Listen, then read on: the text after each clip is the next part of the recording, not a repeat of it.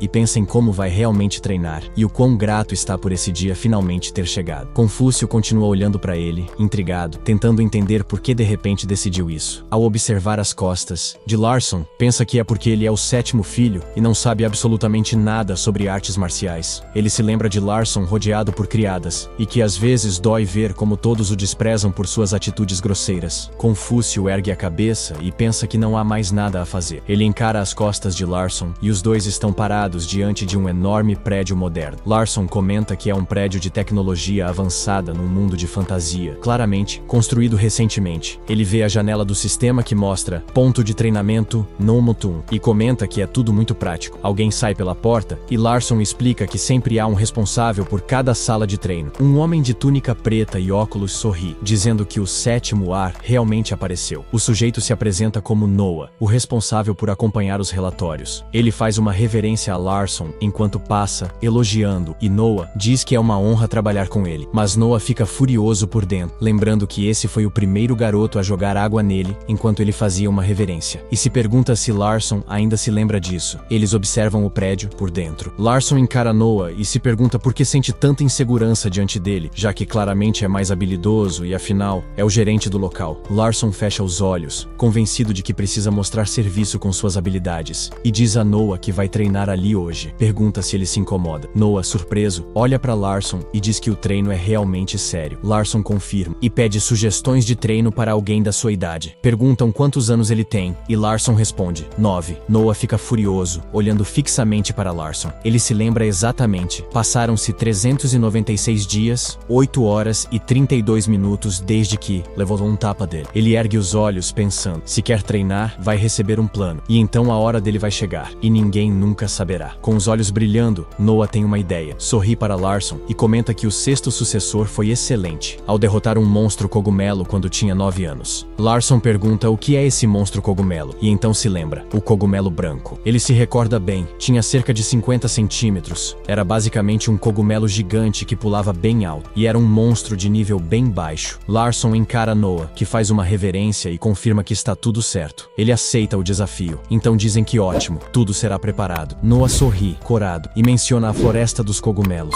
Perguntam se ele quer mesmo ir para lá, e ele responde que sim. Noah diz que os preparativos levarão cerca de 3 minutos. Larson observa Noah saindo e até dançando. Comentam que, por algum motivo, ele parecia muito feliz. Larson pensa que o monstro cogumelo nem é tão difícil. Se o sexto sucessor derrotou um com 9 anos, ele pode fazer isso em 3 minutos. Só precisa se concentrar. Um círculo mágico surge perto de Larson, que pensa que aquilo tudo parece bem real. Acima de tudo, seu talento é nas artes marciais. Ele cerra o punho, lembrando que aprendeu a usar magia por conta do sangue de mago que corre em suas veias. Noah estende a mão para o portal e, sorrindo, diz que ele já pode entrar. Larson adentra a floresta dos cogumelos e o sistema envia notificações. A localização atual é uma manifestação mágica, uma floresta escura cheia de cogumelos brilhantes. A porta se fecha atrás dele e, ao longe, dizem: boa sorte, Larson. Ele olha para frente, surpreso,